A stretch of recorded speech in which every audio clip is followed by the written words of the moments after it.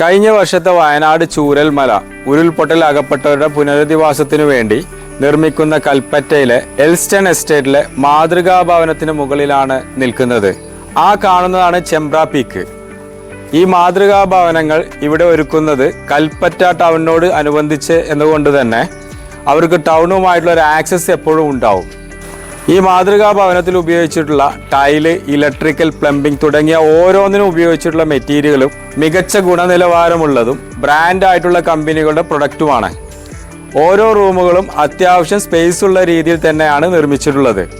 2 bedroom, sit out, living room, study room, dining, അടുക്കള, store area തുടങ്ങിയ 7 സെന്റിൽ 1000 ചതുരശ്ര അടിയിൽ ഒറ്റനില വീടായിട്ടാണ് നിർമ്മിക്കുന്നത്. ഭാവിയിൽ ഇരുനില നിർമ്മിക്കാനുള്ള RCC സാങ്കേതിക വിദ്യയിലുള്ള അടിത്തറയോട് കൂടിയാണ് ഇത് നിർമ്മിക്കുന്നത്. ലോക്ക് ഗോദ്രജിൻ്റെ ലോക്കാണ്. നല്ല ക്വാളിറ്റിയുള്ള ലോക്ക് തന്നെയാണ്. നോക്കൂ, സിലിണ്ടറിക്കലാണ്.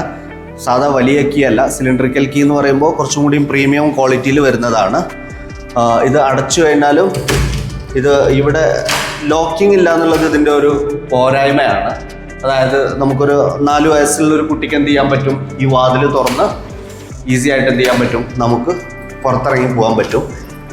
വീടുകൾക്ക് പുറമെ ആരോഗ്യ കേന്ദ്രം, അങ്കണവാടി, പൊതുമാർക്കറ്റ്, community centre, multipurpose hall, library തുടങ്ങിയ അടിസ്ഥാന സൗകര്യങ്ങളും ഈ ടൗൺഷിപ്പിനോടൊപ്പം ഒരുക്കുന്നുണ്ട്.